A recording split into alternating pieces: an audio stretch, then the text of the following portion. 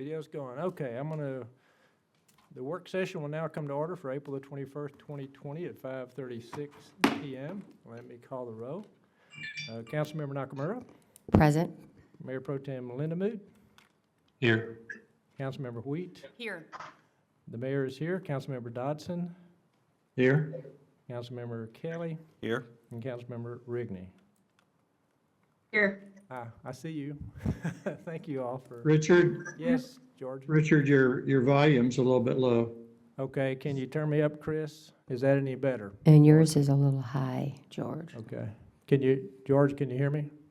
Yes, I can hear you now. Is that better than it was? Yes, it's better. Okay. It's better. I'll try to keep my mouth close to the mic too. If it changes, just wave at me or let me know, and I'll try to compensate. So, for everyone that may be watching this is our work session, the first work session we've had since we've started the pandemic restrictions, and so we're having it in the council chambers, which is different, and we are doing it in a hybrid mode. So, as for the last several meetings, Mayor Pro Tem, Councilmember Dodson, Councilmember Rigney are on a WebEx. We can see them. Everyone can see them on the monitor. The rest of us are here. So we have 3 items on the work session, so we will go ahead and start. The first one is presentation and update on Highway 26 median and right-of-way beautification project, and Assistant City Manager Law 3. Good evening, Mayor and Council. Adrienne Lothery, Assistant City Manager. I will quickly introduce this item. The City Council had asked that before we move forward with placing out to bid the project for the median landscape and hardscape for State Highway 26, that we touch base one more time and go over that final design to make sure everyone was good before we place those documents out to bid. And our team from Mesa is going to review mainly the landscaping portion of that, because I think that was the bulk of the design that had yet to be finalized. So with that, I'm going to hand it over to our Mesa team. Can you hear me, David? Yes. All right. Okay, and I will attempt to, as last time, click through the slides as you all are ready. We are ready. Great. Thank you, Mayor. Thank you, Adrienne and Mayor and Council. I appreciate it. We're still very excited with all what's been going on. A lot been happening, but we wanted to brief you on the update of really the landscape approach to the median and corridor area. And so we're going to get you a quick update to that, and it's all based on your last comments, and we've taken heed of those. And I think we've got a really solid landscape beautification plan that I think you'll be very happy with. We're ready to go. Let's go. What we had shown you before was the center medians, and there was a strong emphasis from you that you wanted a lot of color. We wanted to see blues and yellows and greens. And so that's the theme of the actual medians and how we done those, as well as the right-of-ways with the Vitex. But you can see the Luder's limestone in the center. I think the bigger concern, you see the summer view and the winter view. In the winter view, as much as we all know, nature has to go through some of it in a deciduous state and more of a dead kind of state, winter state. Summers can look great, but we paid attention to enhancing the winter specifically to give more of a green, an evergreen, even though we'll have some twig kind of quality. So we alternated the plan or the planting to where green alternates every other one, so you always have a green backdrop.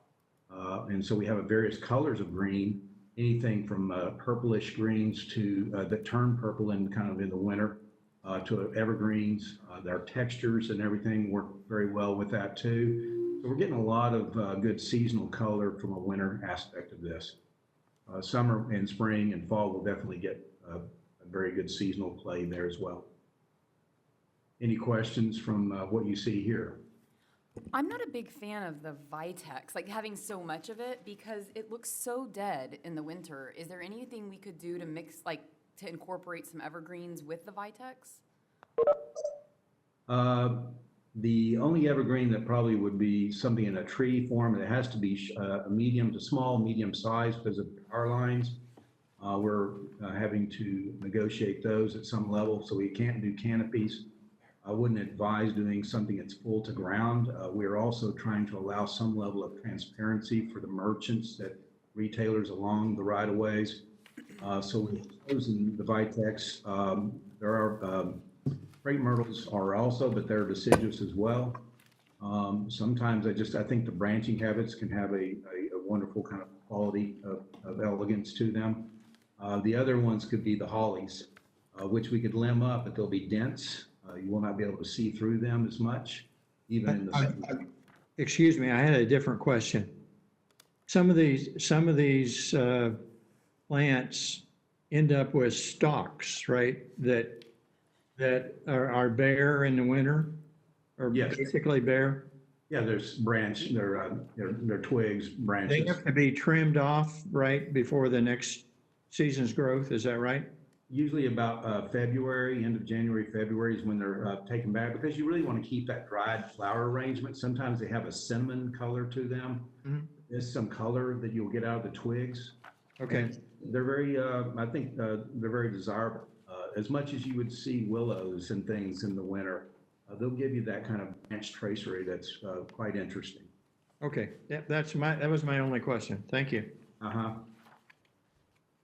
But, Council, I think we can explore to see if we can find something a little bit more evergreen, but transparency and kind of views through that would be the only thing I would be careful to, that we're not creating a solid screen that would not allow the retailers to get exposure. And I totally, That would be the only concern I would have. for the no, most I part. completely support Well, the again, points that I you're didn't mean to indicate that we needed to change anything. I was just wondering about those plants that end up with stalks. So Yes. when we look at them, we can talk about those. Thank you. Yes.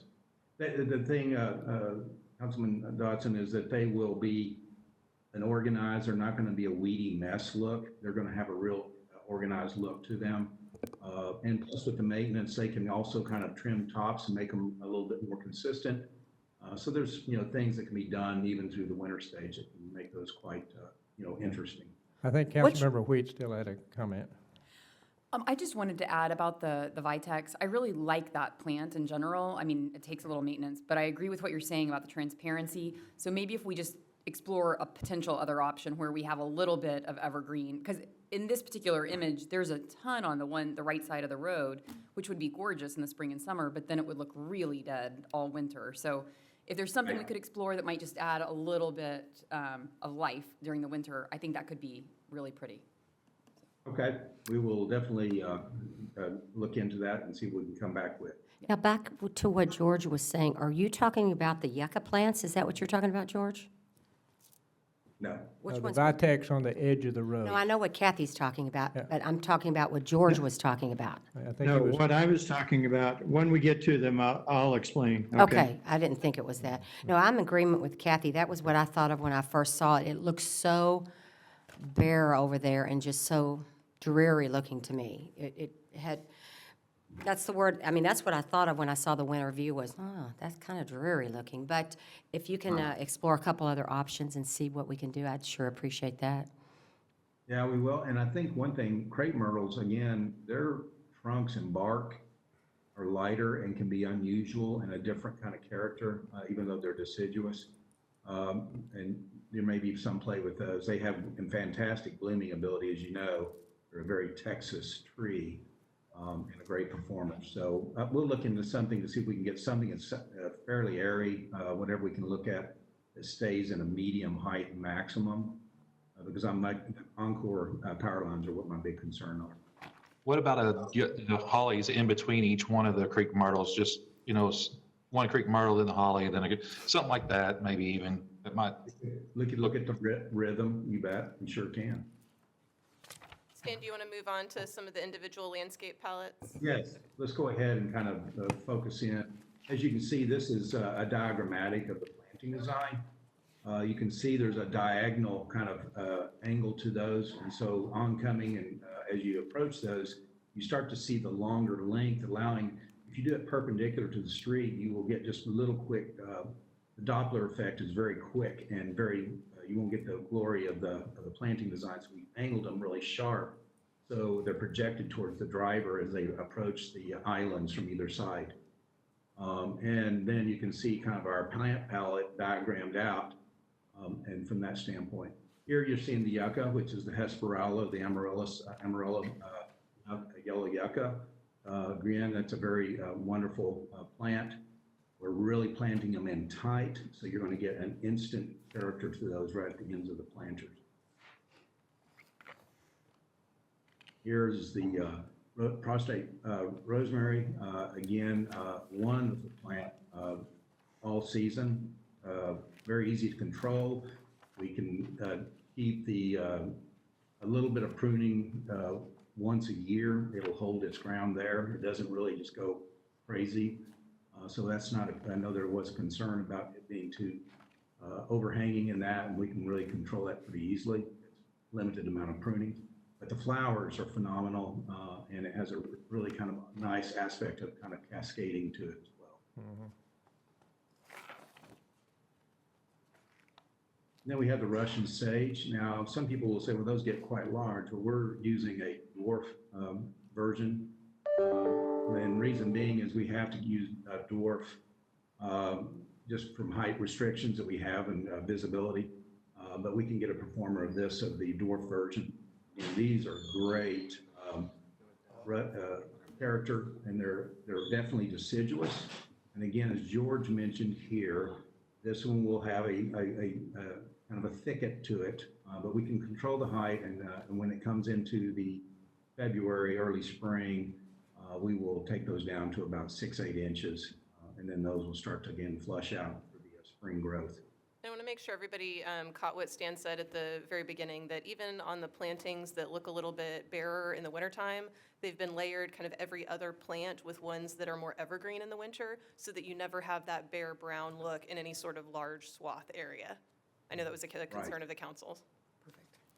Yes. Good. Thanks, Adrian, appreciate that.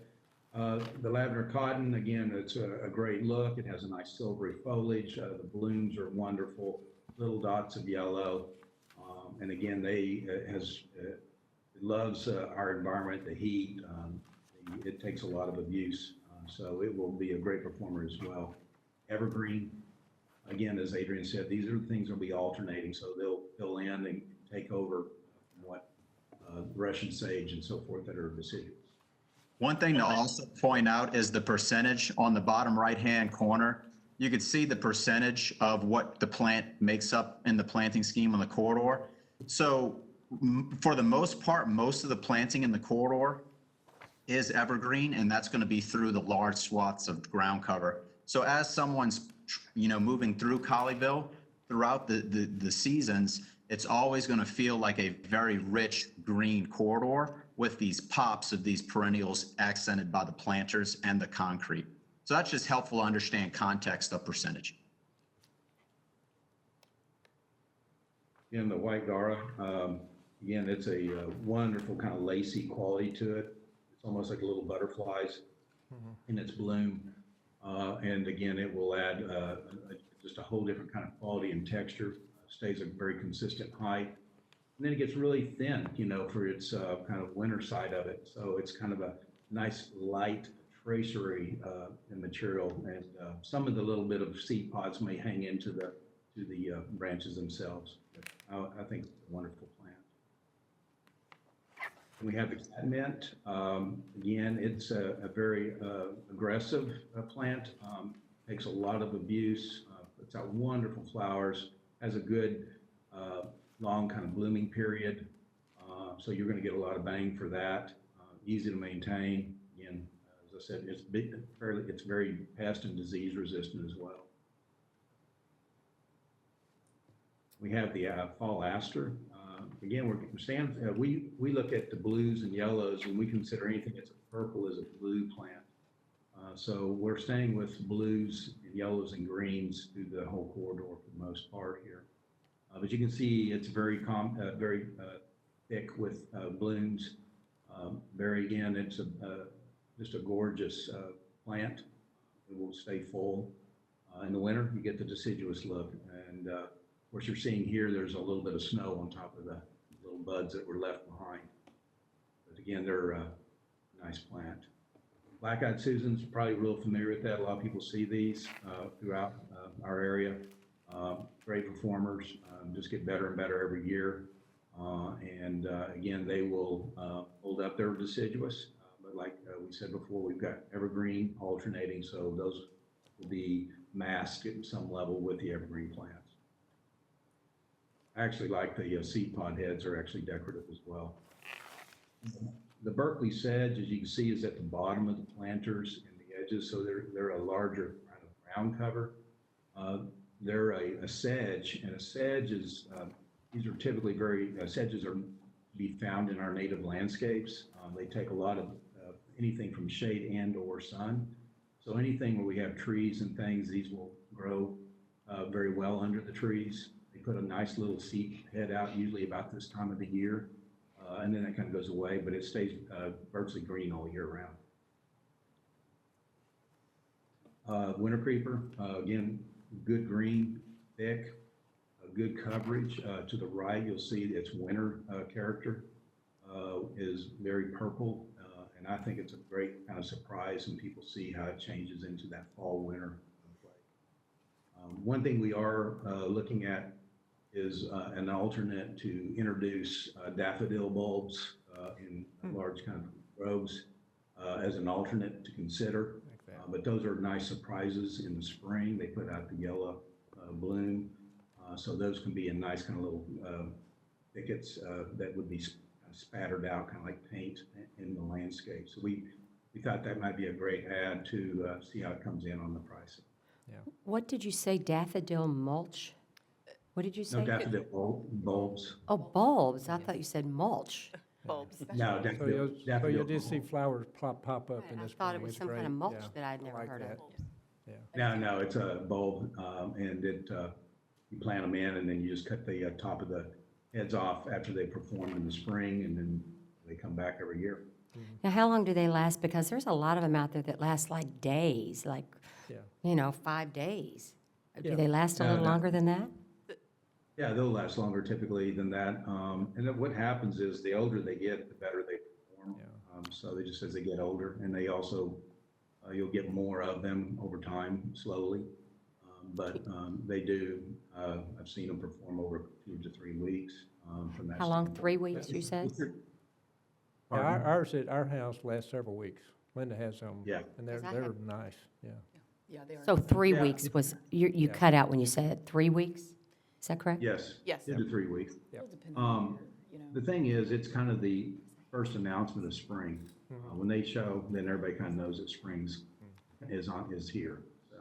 And to Stan's the point, first- I think they were just including that as an extra little addition if the council wished to award that in the bid, if our pricing came back positive. It wasn't necessarily a critical must-have element of the landscaping, but just something, an additional extra, pop of color, if you will. I think it would be a nice touch. I agree. Right. They're real pretty. Yeah, so that'll be one of the add alternates, and they've got a summary of those add alternate considerations at the end of the presentation as well. We have creeping juniper, very close to the ground. Another thing that really adds is texture and the contrast to color with the Berkeley sedge and others. Again, as you know, it's an evergreen. It will have a little bit of color change into more of that purplish silver color, but it has just a wonderful texture as you see it in the distance. It's kind of nice and kind of fluffy looking, you might say, but takes very little maintenance for the most part. In here, you're familiar with the Vitex. Flowering performance is really wonderful. They take any heavy pruning if necessary. We like to see them opened up from below the ground so you can see through. As you can see, what's the right is the deciduous situation. But we're going to be looking at the evergreen that we'll try to find that has opportunities to get an evergreen in that sequence. Then we have our canopy trees. We have the Princeton elm, which is our kind of premier tree of the corridor, and then cedar elms, which everybody's very familiar with those. They have different branching habits, as you can see. They have different, for the most part, they have a little bit, their leaves are definitely very different.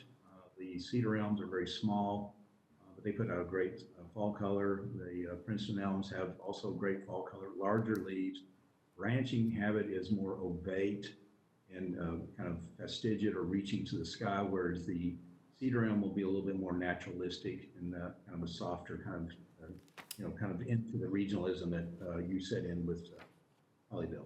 And following the I council's have award a of quick the, question relative to weeds and stuff in the prior plants that we're talking about.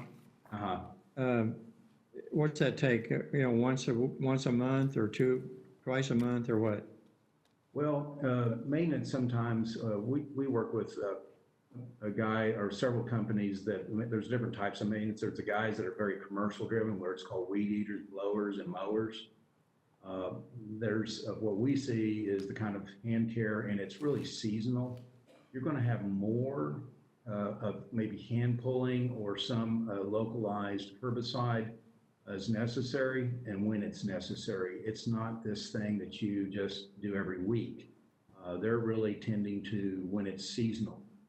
So we will be working with them, and we have a really wonderful maintenance schedule. It's very detailed. And so it's a different animal and how we're going to maintain these from that standpoint. also wanted to mention that following the council's approval of the contracts for the Princeton American elms, those have been set aside for us. And David sent a picture of our tree babies that have been set aside for the project, and they look very lovely. Yeah, those trees are spectacular. Those were kind of the last ones before they were getting ready to get swept up, but those are going to be fantastic trees for the corridor. Good. We're just going through here showing the hardscape materials, looters in the lower left corner, character of the color, the saw, kind of the saw cut space, the rough rugged face. So you'll see that we're going to have sawed sides on these and a rough top. So you'll have some interesting kind of contrast of that. And of course, the layout is very thought through from its kind of rhythm of the stones. Some of them are quite long and large as they may change between them with about a 6-8 inch gap to kind of create some interesting texture. Then here you also see the decorative gravel. That's probably in this picture is not exactly that color. It's going to be more to the Luter's color. That's a little pinkish, but we'll have something that's more of the Cactus Canyon, what we call dark cedar, which looks more of the color of the Luter's. You're seeing the big flagstone pieces down there in the lower center of the quarry slabs that sit in the median, have gravel between them in that upper right corner. And so these are roughly about 12 to 14 inch thick slabs. So if you had a semi drive over that median, let's say he's taking a left turn, he drives over that, we're not going to have to worry about him breaking these up. They're not 2 inch thick flagstone. These are thick industrial level, and this is really material that the quarries are throwing away. And so you can get a really good deal on this material. They built a road, as you can see in the lower center, to get to their areas to the quarry. That's what they're driving their big semis and earth moving equipment, quarry equipment. So we thought that was clever. They said this is really throwaway stuff. And we're like, wow, let's just use it in the medians because it's structural. So that's the tact on that. And then we have the decorative gravel that will be seeded in the concrete that was in the lower right. David, you want to go through our project schedule? Yes, as we discussed, given this overview in the next few weeks, I'm planning on, based off a recent dialogue with the city, May 3rd, where we advertised for bid, working towards that. There's still a few things getting tied up in coordination. So everything we've talked about up to this point still in play. The construction start date tentatively scheduled for, that says 7/6, but based off a recent dialogue, we've got a 7/10 date. And again, as we go through the bidding and we get the bids and we vet them, some of these things may move around, but still on schedule from what we had last discussed, working closely with the city. In the budget? Yes. Yeah, and just updating the budget, with the 90% set that we had sent in, not a whole lot of movement. We got a little bit updated numbers on pricing. We moved a few plants around. So as you can see at the on on the total at the bottom, the contingencies adjusted slightly to reflect that. One thing we did do, just given the current times with the pandemic and just the sequencing of things, we have listed below an additional bidding contingency of 10%, that's separate of the other contingency. But just currently where we're at, we don't know exactly how things may play out with respect to the pandemic, but just showing that as a possible consideration, but also reflecting previously we were showing the escalation projected over 12 months. So we're just factoring that escalation in to the projects based off of where we're at now and tying it closer to the schedule. So those were the updates to the cost projections. And I think as a reminder also for the council, part of the strategy was to place out to bid, and certainly given the current environment where, we can't predict exactly what's going to happen in terms of the bids we'll receive. But once we have that information on hand and we can make some informed decisions, and they're going to go through some of those ad alternate considerations that'll give us some extra control over the price of that award. But once we have that information in hand, we can see how that plays out as it relates to the remainder of the project and whether that impacts our choices for any of the vertical elements. So we definitely want to have that data in hand before making any further commitments. Good. And kind of playing with that, what we are including in the bid set are alternates, both for hardscape and landscape. As you see listed there, some of the alternates include things as simple as cutting some of the larger stone blocks in the two. We would rather not do that unless we have to, but there may be significant savings depending upon how the quarry and bidding works with some of their processes. Other things such as working with the concrete, as well as things that are also upgrade opportunities such as the lighting, the landscape lighting, whether we go with a more standard fixture or something that maybe gives a little more flexibility with color, temperature ranges, things like that. We're showing adding conduit possibly in the medians that don't have uplights, more towards away from the downtown core as something that could be included in the project depending upon where the numbers come in. And then some of the landscape alternates, as we discussed, the yellow daffodil bulbs, as well as the parts of the project that are just before the Creekside Gateway that will be brought up to basically being seeded from TxDOT. Should we feel like we want to add irrigation and or turf to those areas, if the TxDOT work doesn't necessarily flush out the way it's supposed to, there's an option there. And then looking into the spacing, as Stan had mentioned, day one, we're planting the plants real close to give that immediate impact. So this corridor looks amazing day one. But there are alternatives, understanding that this material will spread out over time, in which case we're looking at increasing some of the spacings from, say, like 12 inches to 18 inches. It doesn't mean that material won't fill in. It's just it creates a little bit more flexibility in interim if for whatever reason we have pricing challenges. So, and really, so those are some of the ones we have built into the project currently. right, and this was really the opportunity where if the bids come back higher than we'd like, we have the ability through some of these different options to pull back a little bit to get that price into a range that we're more comfortable with. Or if the pricing comes back really good, then we have the opportunity to add in some of those extra enhancements that the council might like to consider. So just trying to give maximum flexibility since we don't know exactly what will come with the bidding. Great. That's great. Super. Correct.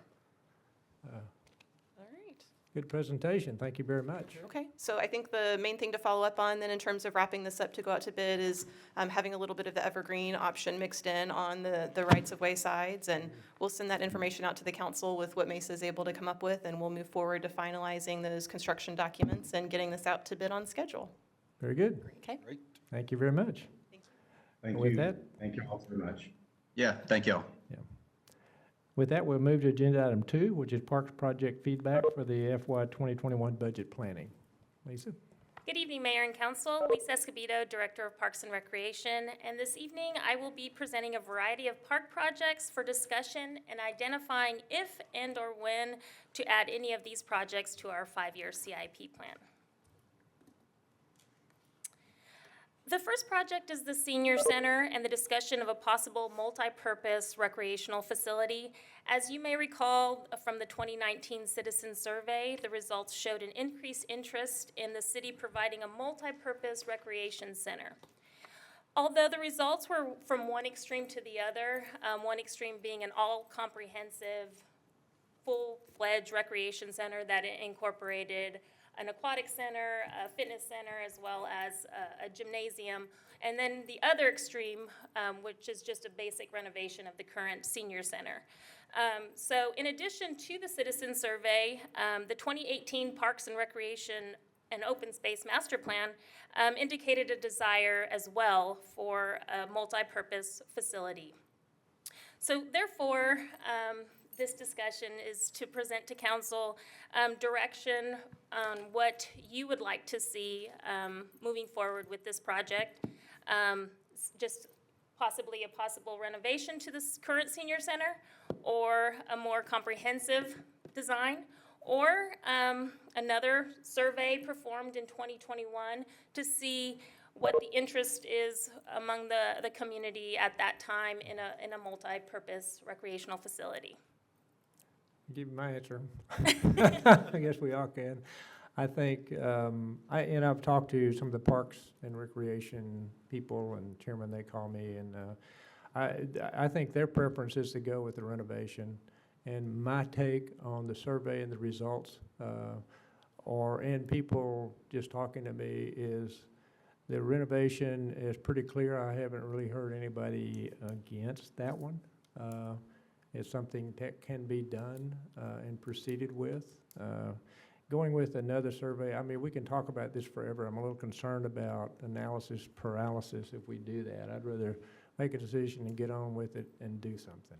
Do we have, Personally, that's my thought. No, I think that's Yeah, helpful. yeah. Do we have the numbers handy on those three versions in terms of cost? Okay, because I just don't remember the numbers exactly. Yeah, that was my question also. I mean, I know which direction. I'm with the mayor. I have no desire to take out any sort of Yeah. bond whatsoever in order to do a facility such as this.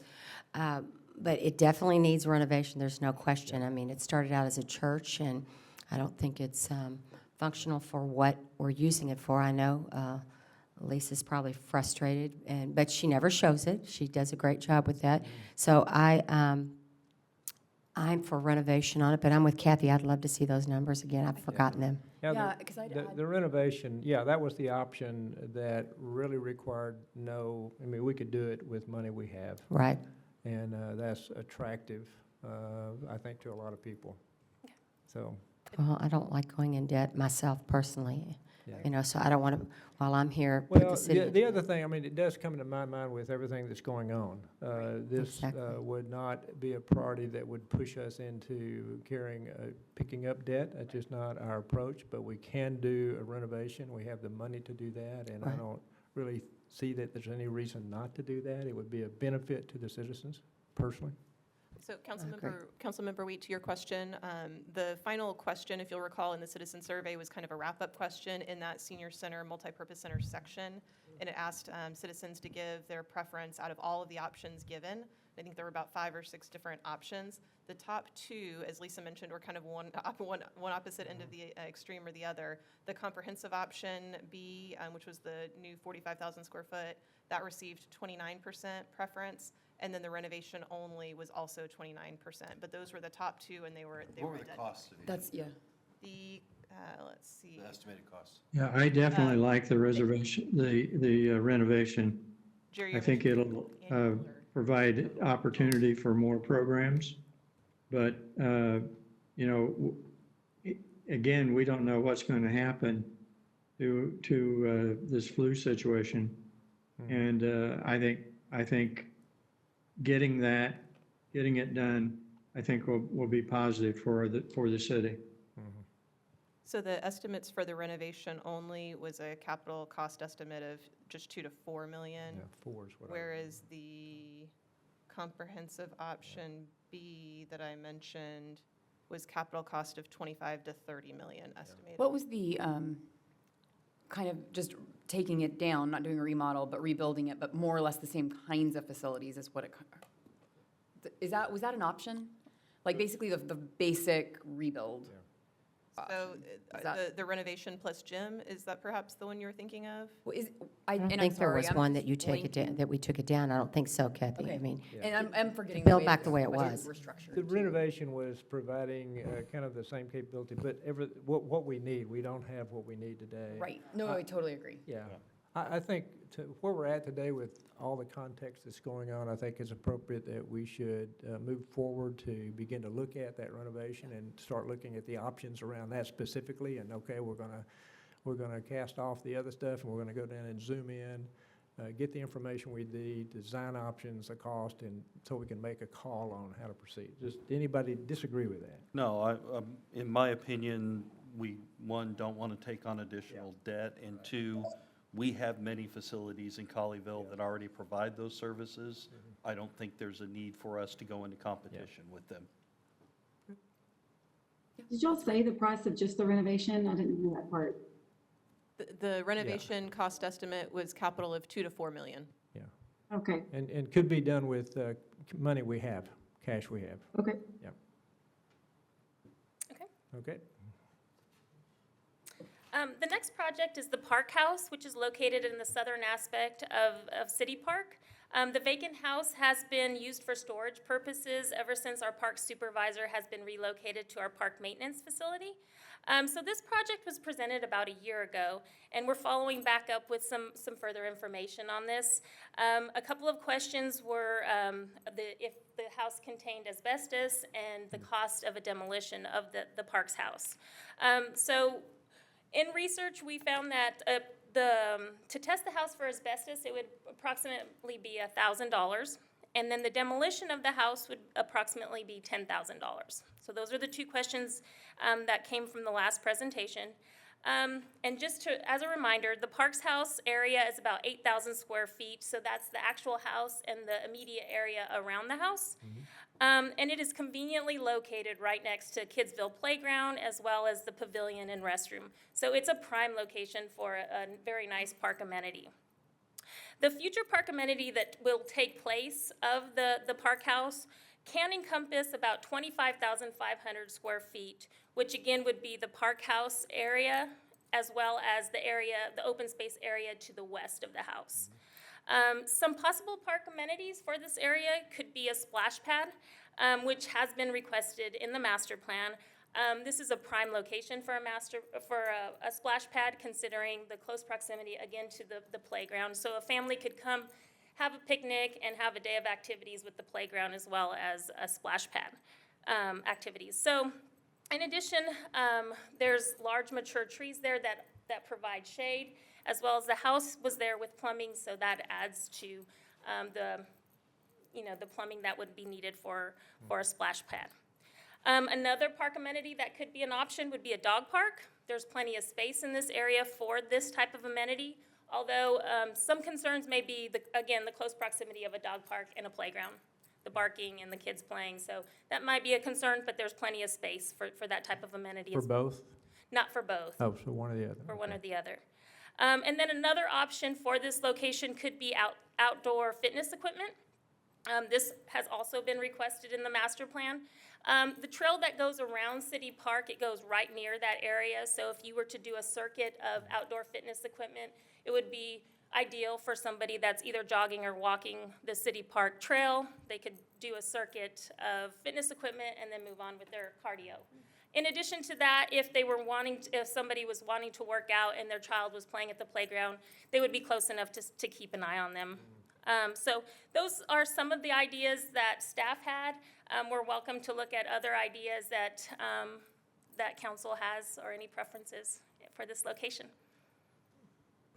So were you asking among these, or are you asking more than that? So these are some of the ideas that staff has for this location, but, as far as staff's primary, their recommendation would be a splash pad, because just with the location, but again, it's the preference of council as far as what they would like to see at this location. Right, and you put this on here because of the master plan and other information that's come in, kind of indicating this as a preference of people.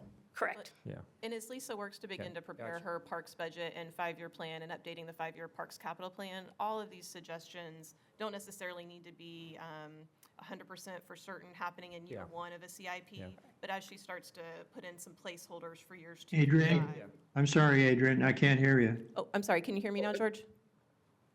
Yeah, Okay. I was simply mentioning that, with Lisa coming forward with these parks projects for feedback from the council, not all of these, if the council is interested, necessarily need to have 100% certainty this evening to, absolutely go in year one of a 5-year plan.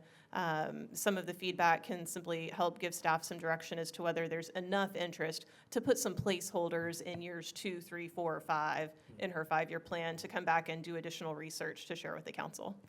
I'm sorry, go ahead. I have questions on, I'm always very cautious with anything that has to do with water being paid for, brought out. We live in an area that most everybody has a swimming pool at home. So I just think that the cost to do it and then to pay for insurance and everything that goes along with it, I'd have to see some numbers because I'm just not on board with that. I love the dog park. I have people ask me that all the time. Why don't we have a dog park? I have to go over to wherever they live. I said, well, we can look at that, and I'm glad it was on here. I like the dog park idea myself. So I'm no fan of splash pads, as everybody knows. I said I'm not a fan of splash pads, as everyone knows. But I also understand that a lot of people are. So what I was going to ask is if the Parks Board has weighed in. I know that board meetings have been on hold, so They have, and actually, the next project actually talks about the splash pad and the dog park, specifically those two projects. And they have prioritized actually those two projects actually in the midpoint of all of the projects from the master plan. So. Okay. Yeah, I Is love there the, I only love one the plant option splash available pads. this You month? I love it. I'm sorry. You need to Cal- take some of that land you have at your house and build Yeah, one. Maybe. Callie, I'm sorry, go ahead. Lisa, is there only one option available at this location? As far as splash pad or dog park? No, ma'am. There's the splash pad, the dog park, and then I also mentioned the outdoor fitness equipment that could go in that general area as well, or any other amenities. Those are just amenities that we brought forward, but we're open to suggestions. I like the fitness equipment idea as well. One thing that concerns me about a dog park at that location is there's homes that are backed up to that. I don't know if that would be a problem with dogs running around, but I like all the ideas. I'm just not sure about the location for the dog park and how much space do you need for a dog park? Acreage. It just depends really on the different components that you want within your dog park. They come in all variety of sizes. So, and then how you want to sort of construct your dog park. If you want to keep the small dogs from the big dogs and then have another area where dogs could commingle. So it's just depending on how you'd like to construct the dog park. But of course, there would be enough space in this area to have a dog park. But Looking at the picture, would that be to the left of the star, to the left of the building, or where would that be? yes, ma'am. So it would be to the left, all that green space. It's sort of like I don't know, the green space to the left of the star. Okay. I would like to say something. To the east. I'd like to say that I am in favor of splash pads. You guys know that. And I think it's just because I know a lot of young couples that have young kids that love that. And so I am in favor of it. The dog park, I'm kind of the same way. There's a lot of houses right up next to that, in which I think we could find a place for the dog park. We just got to find the right spot for it. So, the outdoor fitness, love that idea too as well. So I just wanted to say that I am a favor of the splash pad, to be honest with you. Okay. So what I'm hearing is the things that you have on the list. I've heard expressions from different people of support for each one of those. Okay. I think we should zoom in on those Okay. and carry those forward and start looking at options. Mayor? Also, one thing we Yes. might want to take into consideration is that That parking lot is packed beyond belief, most times, especially when it's baseball, softball, season. So that park takes a lot of, people to come in. We might want to make sure that we take that into consideration as to what we do put into that area. How are we going to handle the parking, the extra parking? Yep, It- okay. I was going to say, what we may be able to do is simply include the funding for clearing the site as we continue to contemplate some of these other They come through. options, and then just put some placeholders Right. and continue the discussion on the other items. Yeah, I I'm can't good hear with that. anything. yeah. Yeah, we can't hear. She suggested that, anything. well, out of this discussion, doing the demo, including the demo in the We've budget. lost the city. Can you hear Hello? us? Can you hear? I don't think they. No, I'll let they Chris know lost, real they, quick. they've lost the city. There we go. We hear them You now. got it, you hear us now? Can you hear us? Yes, we do. Okay, so George, what Adrian was saying was, out of all this discussion, doing the demolition of the park house, and including that in the budget, she heard no one objecting to that, so go ahead and include that, and then put placeholders of some type in the rest of the budget to allow us to pursue looking at options on these others that, the ones on the list, various of us have supported some of them, not every, so we need to still further discussion on what we would do, but they're looking for guidance on the budget, so they would put some placeholders in the budget for that. Yeah. Has there been any thought that the building could be helpful in some way for events, or is that not likely? I'm sorry, I didn't understand. Is the building in any way helpful for events or anything? So I believe think they're I've looked froze at again. that. No, the house is very small and isn't suited for much of anything. I haven't been in the house, Lisa. What is your recommendation? What are your thoughts on it? Again, the house is taking up a prime location in the park, so my recommendation would be to demo it and put something else out there that could be utilized by the community.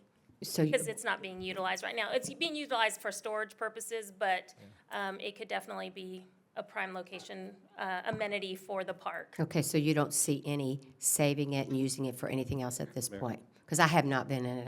I hate to say, I need to go by there, but I haven't. No, at one point it was used for park staff, and now Right. they're all located at the park maintenance building, so nobody's officing out of there at all.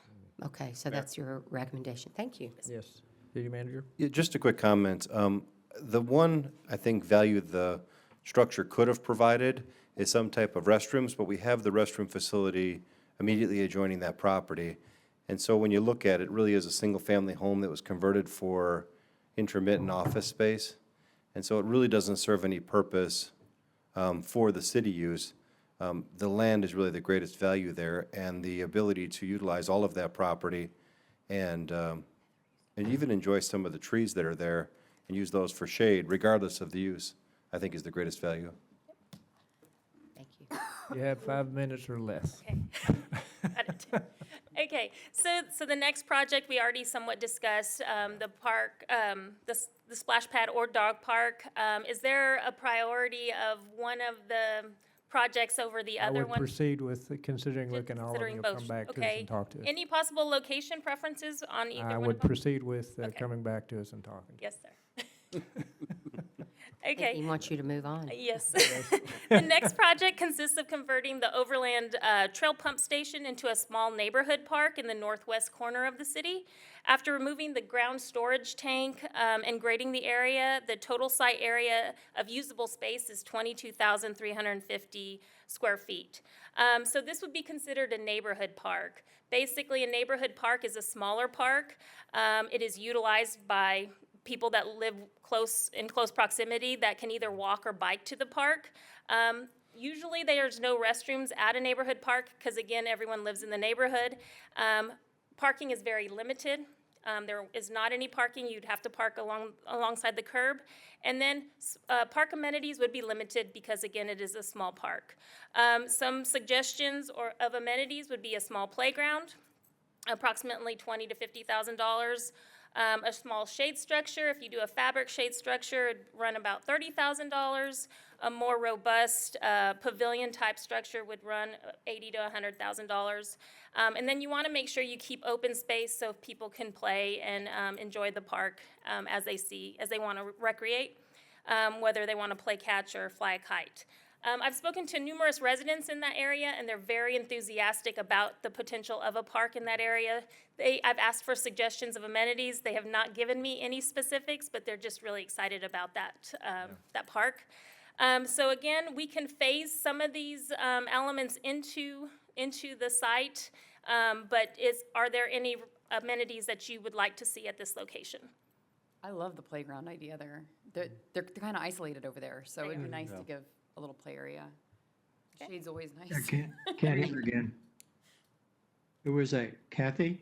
Kathy, Yes, yes. sorry. I said, I think a playground would be excellent over there. It's a little bit isolated in that area, and I just said shade is also always nice. Yeah, my suggestion would be a small playground, not a, not $100,000 one for sure. It would have to be Since it small is due a to the size. Neighborhood park. I think you see what fits and then bring a price back. I mean, the 20,000 between a small and a big, to me, it's a big deal. It's a big number, but still, if we can get something that's grander and nicer for that area, like I say, that's a secluded area. They have to come all the way down. And if we could give them something very nice in that area, I would like to see it as well. And you haven't said it, but I assume that would have some tables and benches in there. The pavilion would, yes. Well, whether or not you have a pavilion, Oh, yeah. I mean, yes. even if you just have playground, you would, I mean, I'm familiar with parks in other areas, you got playground, but you still have a bench to sit on or a table if somebody wants to have a lunch, picnic lunch or something. Yes, we'd have park I mean, benches so, yeah, throughout okay. as well. Okay, very good. Did you get, go ahead. Okay. So we'll come back with more Okay. information on that as far as progressing with that. And then the last project would be the old volleyball site. As you know, we have relocated the sand volleyball pit, Yep. and there is now a vacant spot between Court 6 and Baseball Field 9. One of the possible amenities that could go there would be a pickleball court. It has been requested in numerous avenues. And we could build it, we can construct it very similar to the tennis courts. Obviously, it would be designated as a pickleball court, but as far as the surface, the net, and all the, I've heard a lot of support for pickleball court, a lot. I agree. So, yes. that's where I'm at. What was the percentage on the survey that we took last year? Do you have any idea, Adrian? Specific to pickleball? I think we had a question on there, didn't we? Yes, yeah, I'm I pretty sure. think it was a right. So when we asked in the survey, what additional amenities would you like to see enhance our parks? Number 1, dog park at 50%. Number 2, splash pad at 33%. Number 3, pickleball at 27%. Number 4, fitness equipment at 24%. So all of the items Lisa's bringing forward tonight. Okay. Not gonna go wrong. I also seniors like love that. Not gonna go pickleball. wrong. Pickleball idea. I Okay. think Bobby? the pickleball's a great idea. Our seniors love that. Okay, yeah, that's what I Yeah, hear too. I agree. Did you get what you need? Yes, sir. Very good. Very- Appreciate it very Thank much. you. Okay, the last item on the work session agenda is, of course, the agenda items tonight, and this is very similar. So we're going to have an executive session next. We haven't been doing that. Then so one thing that's not typical. Normally we have announcements. Tonight, I believe we will probably consume our time for announcements. I will speak to the proclamation, and I believe we will have a discussion on proclamation. There's unbelievable interest in that today, and so I think we'll probably take up our time on announcements with that discussion. And other than that, as before, we've had items tabled. All of them that are currently tabled, we'll plan to leave table tonight. Now, next meeting, we'll do a work session. The group at Heritage Farm we told them that we would give them a work session. So next meeting, well, I think we'll probably set about doing that. So they have the opportunity to present to us. I think that's all. Any other comments on the agenda tonight? But we won't vote on that, I mean, No, is it no, gonna? it's just, remember, where we left that is that we said that they didn't get a chance to present because we were talking to them mostly, and they wanted a chance to present. We said, we'll give you that, so that's the purpose of that. So it's a work session only, yeah. Okay, well, with that, we're gonna be moving into executive session in accordance with Texas Government Code, Chapter 551, Subchapter D, Section 551.071 legal, Section 551.072 real estate, and Section 551.087 economic development. Mayor. Yes. Richard, Oh, I'm sorry, George. Go ahead. yeah. Um, Christine sent a note out saying that we would have announcements emailed Yes. to us. I haven't Yeah, I was seen just any. explaining I didn't do that. And the reason Okay. is, we're gonna probably spend the whole announcement time talking about proclamation. Great, thank you. So to be honest, George, I intended to do that, spent my whole day, very busily talking to, news reporters and everything else, just didn't get there. And so Don't worry it became about very it. clear to me, Don't worry this about is it. gonna be the It's big fine. topic. It's fine, thank you, Yeah. thank you. So, I've just said we're moving to executive session, I explained that, and so, we are now, ending the work session, and we're moving to executive session. How's that? Now, we're gonna do that in here still, I guess. I think, No? I think we. Okay, we're do we have moving to into sign the out? other room. Do we have to sign? Do they have to sign out? How does this work? Yeah, I would sign out and sign back. Jerry says, yeah, I would sign out and sign back in. So we're gonna, Get a different meeting. move over there here right now.